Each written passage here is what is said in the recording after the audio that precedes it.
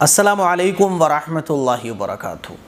الحمدللہ قطر کا جو سفر تھا وہ مکمل ہو چکا ہے اور میں اس وقت آ چکا ہوں فیروز آباد۔ آج قطر کے سفر کی کچھ باتیں ہیں جو آپ لوگوں کے ساتھ میں شیئر کرنے جا رہا ہوں۔ بہت ساری علمی باتیں آپ لوگوں کو پتہ چلیں گی، قطر کیسا ہے، قطر گھومنے جانا چاہیے یا نہیں جانا چاہیے، قطر کا ماحول ہے نا، اور بہت ساری انٹرسٹنگ چیزیں۔ پورے سفر میرا کیسا رہا، پورے سفر کی خاص باتیں کیا تھیں، وہ سب کچھ آج میں آپ لوگوں کے ساتھ شیئر کرنے جا رہا ہوں۔ پہلی بات تو آپ یہ سمجھیں کہ قطر کا اچانک پلان بنا، پہلے سے کوئی قطر جانے کا پلان نہیں تھا۔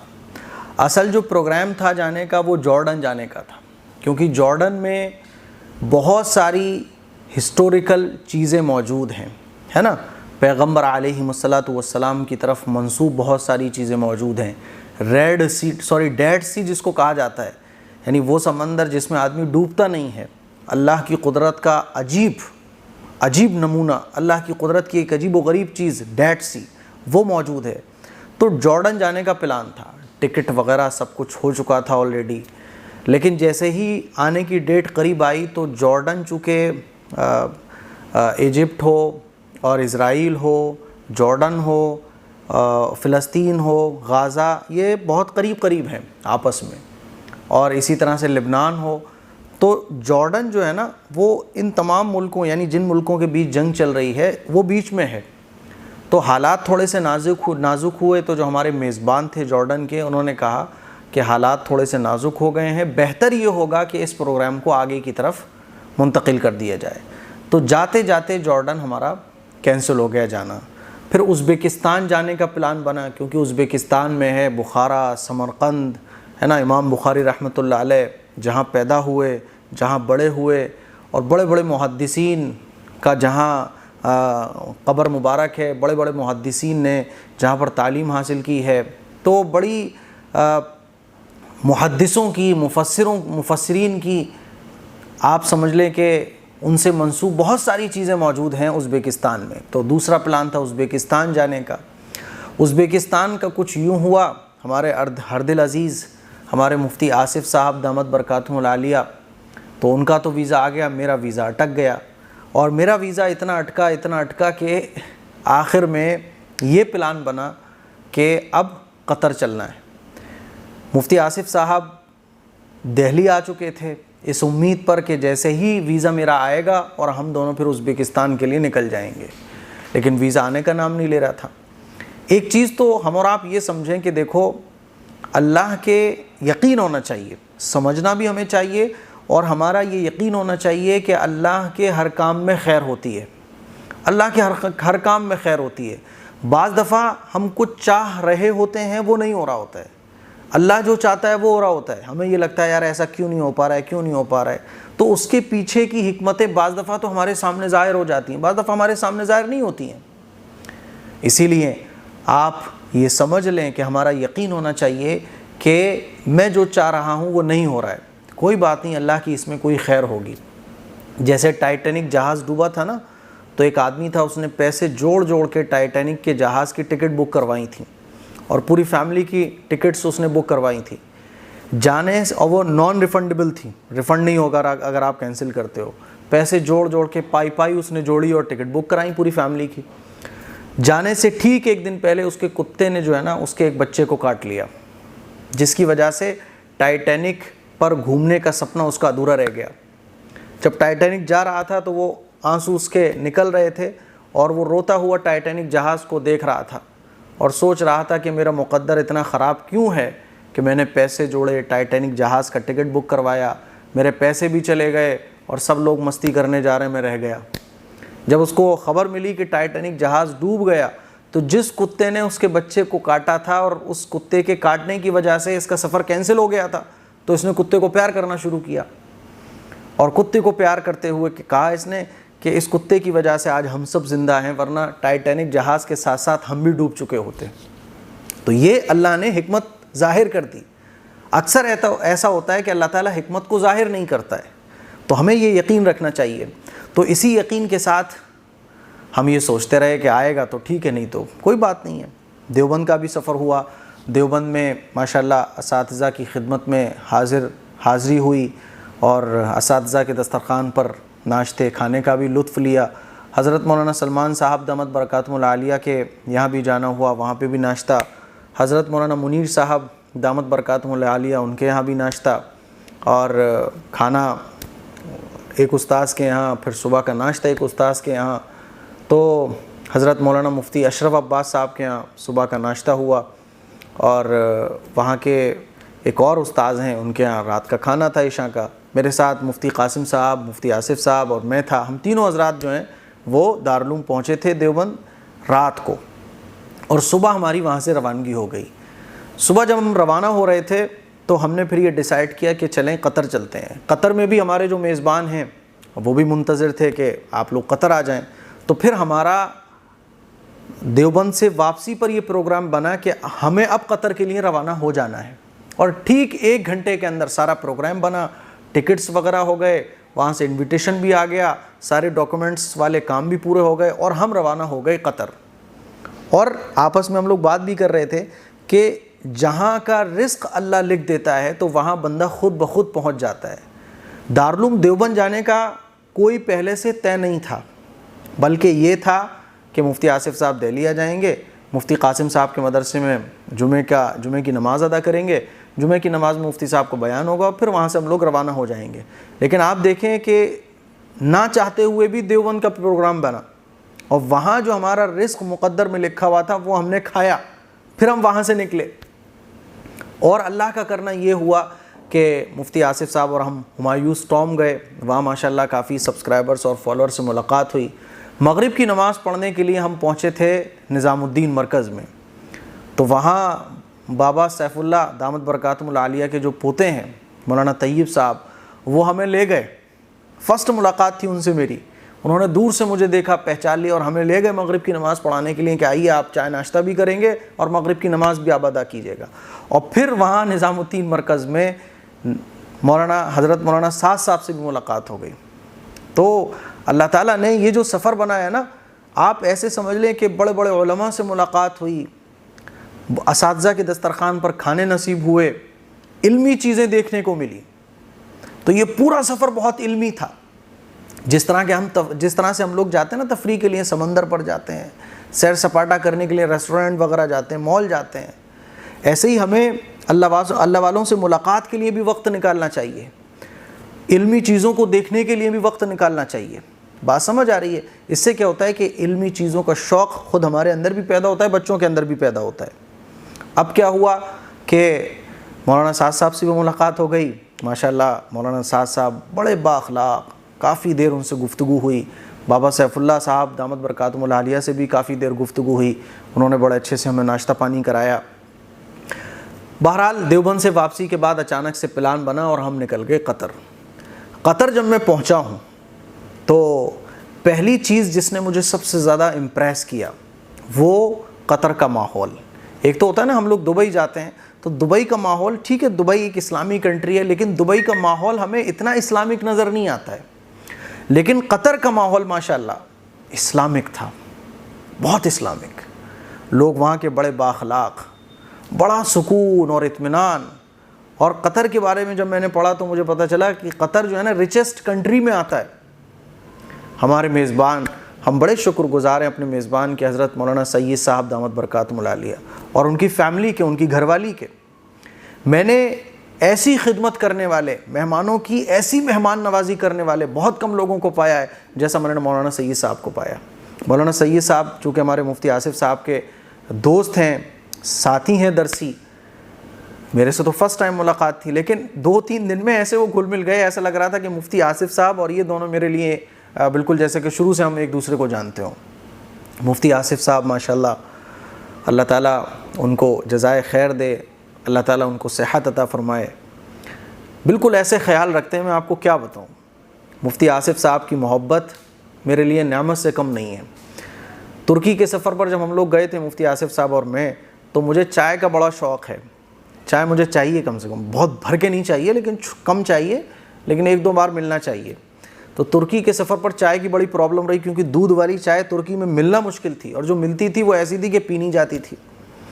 تو مفتی آصف صاحب جو ہے نا پاؤچ رکھ کر لے گئے تھے تاکہ مجھے جو ہے نا وہ چائے کی تکلیف نہ ہو، چائے جب میرا من ہو تو چائے بنا کے وہ مجھے دے دیں۔ ایسے دوست کا مل جانا یہ بڑی نعمت ہے۔ مفتی آصف صاحب جیسے میرے دوست مجھے جو ملے ہیں نا، وہ واقعی اللہ کی بہت بڑی نعمت ہے۔ بہت علمی شخصیت ہیں مفتی آصف صاحب، علم والے آدمی ہیں، بڑے اللہ والے ہیں، متقی ہیں، اور ایسے دوستوں کا ساتھ مل جانا یہ اللہ کا جتنا ہم شکر ادا کریں کم ہے۔ تو قطر میں جب ہمارا جانا ہوا تو قطر کا جو ماحول دیکھ کر بڑی طبیعت خوش ہوئی، وہاں کی مسجدیں دیکھ کر بڑی طبیعت خوش ہوئی، اور جو ہمارے مولانا سید صاحب ہیں وہ وہاں کے امام بھی ہیں۔ تو بیچ میں ایک بات اور میں بتا دوں کہ قطر میں جو ہے نا بعض لوگ چاہتے ہیں کہ بھئی ہمیں مؤذن کا کام مل جائے، امام کا کام مل جائے، تو پہلے یہ بڑا آسان تھا، اب بڑا مشکل ہو گیا ہے۔ ایک ایگزام ہے جس کو کلیئر کرنا پڑتا ہے، تو اس کے لیے بہت مختصر میں آپ لوگوں سے یہ کہنا چاہوں گا جو قطر میں امامت کے لیے یا اذان کے لیے جانا چاہتے ہیں کہ وہ پہلے اس ایگزام کی تیاری کر لیں، اس کے بعد قطر جائیں۔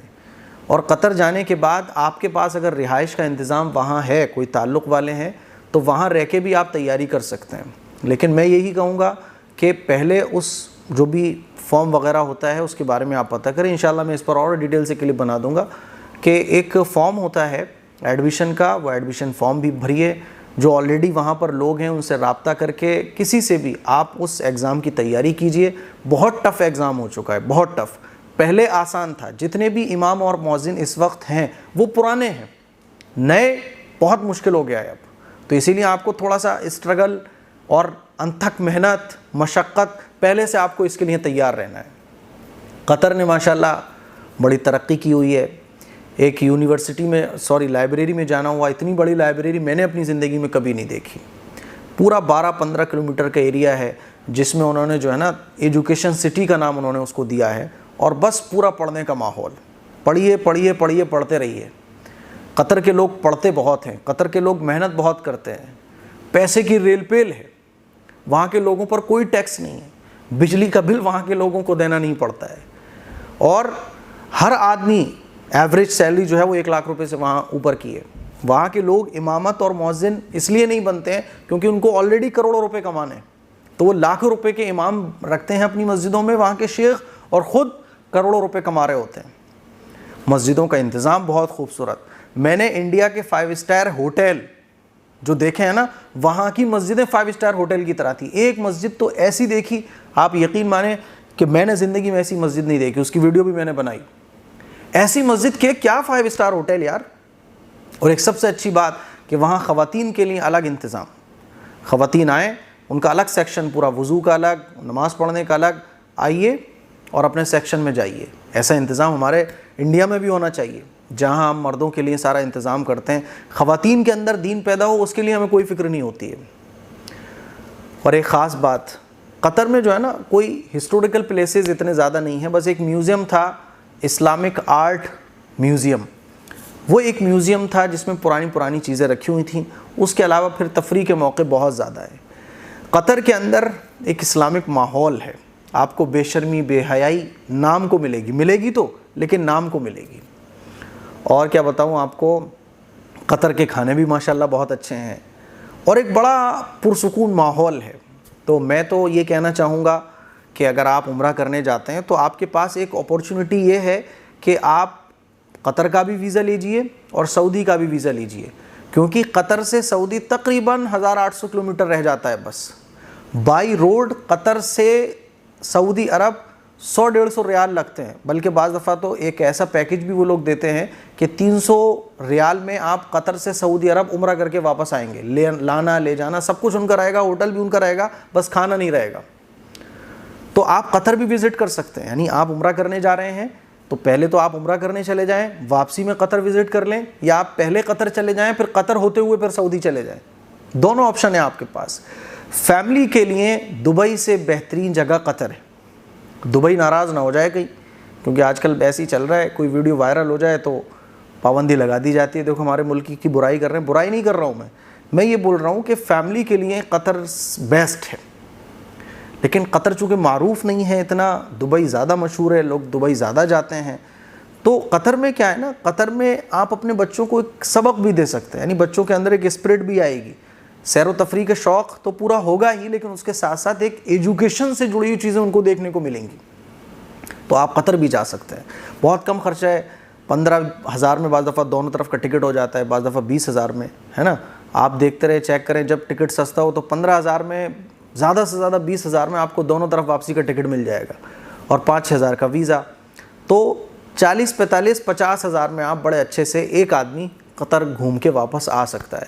اور قطر جو ہے نا وہ کوئی اتنا بڑا نہیں ہے، 100-150 کلومیٹر کا ایریا ہے پورا، اتنا چھوٹا ملک ہے، لیکن اس نے دھاک اپنی ایسی جما کے رکھی ہوئی ہے کہ بڑے بڑے ملک اس کو مانتے ہیں، ہے نا. ریچسٹ کنٹری میں اس کا شمار ہوتا ہے. تو اس کے پیچھے کی ایک بڑی کہانی ہے، بڑی مشقتیں قطر نے کی ہیں. جب قطر ملک بنا تھا نا تو اس پر طرح طرح کی پابندیاں لگائی گئیں، عرب کنٹریز کا اس کے اوپر دباؤ رہا، لیکن قطر کے جو باشندے ہیں وہ محنت بہت کرتے ہیں، جیسے میں نے شروع میں کہا. تو آج کی ڈیٹ میں قطر جو ہے نا ایک پاورفل کنٹری بن کے سامنے آ چکا ہے. تو میرے عزیز بھائیوں، یہ سفر بہت اچھا رہا. تقریباً 8 دن ہم وہاں رہے. ہم نے ایجوکیشن سے جڑی ہوئی چیزیں بھی وہاں دیکھیں، سمندر کی سیر بھی وہاں کی، اور اللہ کی قدرت کے عجیب و غریب نظارے دیکھے. اور ہم نے وہاں جو ہے نا لوگوں کا نیچر بڑا اچھا پایا، خاص طور پر جو سرکاری عہدوں پر جو لوگ فائز ہیں، جیسے کہ پولیس ہے. اتنی پولائٹ پولیس یار میں نے تو نہیں دیکھی آج تک. یعنی پولیس والے خود ہمارا ویلکم کر رہے ہیں، آئیے، موسٹ ویلکم. ہمیں کسی چیز کی ضرورت پڑ رہی ہے، لوگ ہیلپ کر رہے ہیں، وہاں کے جو لوگ لگے ہوئے ہیں. تو یہ چیز ہمیں بہت اچھی لگی. ٹریفک سسٹم بہت اچھا تھا، ہے نا. سکون، اطمینان، امن، شانتی. اور ایک بڑی اچھی بات، انڈیا کے بہت سارے غیر مسلم ہمیں نوجوان وہاں کام کرتے ہوئے ملے، جن کو وہاں کوئی پرابلم نہیں ہو رہی ہے، کوئی زبردستی ان سے اللہ اکبر نہیں بلوا رہا ہے، کوئی ان پر اسلام کو زبردستی تھوپ نہیں رہا ہے. تو یہ بڑی اچھی بات ہے، اور یہی اسلام ہے اصل، تو یہی اسلام کی تعلیمات ہے. تو 8 دن کے قیام کے بعد پھر ہم واپس اپنے آفس میں آ چکے ہیں اور آپ سے اس وقت گفتگو کر رہے ہیں. سب سے پہلے ہم اللہ کا شکر ادا کرتے ہیں، اور اس کے بعد تمام ان لوگوں کا شکر ادا کرتے ہیں جنہوں نے ہماری دعوت کی. مولانا یعقوب صاحب، مولانا نذیر صاحب، مولانا سید صاحب تو ہمارے خاص میزبان تھے ہی، اعلیٰ میزبان، ہے نا. ان کے تو ہم شکر گزار ہیں ہی، اور مہمان نوازی کرنا بھی چاہیے. سب کے لیے دل سے دعا ہے. تو یہ چھوٹی سی کارگزاری تھی قطر کے سفر کی. کچھ ویڈیوز ریکارڈ کی ہیں، وہ آپ لوگوں تک پہنچ گئی ہیں. جو ویڈیوز آپ لوگوں تک نہیں پہنچی ہیں وہ آسان دین جو مفتی آصف صاحب کا چینل ہے اس پہ اپلوڈ ہو رہی ہیں. اس سفر کا مقصد صرف اور صرف آپ لوگوں کو صحابہ اکرام کی چیزیں، پرانی چیزیں، ہے نا، اسلامی ماحول، اسلامی ملک کیسا ہے، اور اس ملک میں کیا کیا ہمیں اسلام سے جڑا ہوا دیکھنے کو مل سکتا ہے، وہی دیکھنا تھا اور آپ لوگوں کو دکھانے کا مقصد تھا. جیسے ترکی کا مقصد بھی یہی تھا، اسی لیے لوگ ترکی جاتے ہیں تو کیا گھومتے ہیں، ارطغرل غازی والی چیزیں دیکھتے ہیں. لیکن ہم نے سب سے پہلی جو پرائیورٹی دی وہ صحابہ اکرام اور پیغمبر علیہ السلام کی چیزوں کو، بڑا لمبا سفر طے کر کے وہ چیزیں دکھائیں جو عام طور پر ترکی میں لوگ جاتے ہیں، ان چیزوں کو وزٹ نہیں کرتے ہیں. اس سفر کا بھی مقصد یہی تھا، لیکن اللہ کو منظور کچھ اور تھا. جارڈن نہیں جا سکے، ازبکستان نہیں جا سکے، قطر اللہ نے گھموا دیا، کیونکہ مقدر میں رزق وہیں کا تھا. کیونکہ انسان سوچتا کچھ اور ہے، ہوتا کچھ اور ہے، ہوتا وہی ہے جو اللہ چاہتا ہے، اور اللہ کے چاہنے میں ہی خیر ہوتی ہے، یقین ہمیں رکھنا چاہیے. تو مجھے امید ہے یہ ساری باتیں جان کر آپ کو اچھا لگا ہوگا، بہت ساری چیزیں سیکھنے کو ملی ہوں گی. دعاؤں کی گزارش ہے. السلام علیکم ورحمۃ اللہ وبرکاتہ.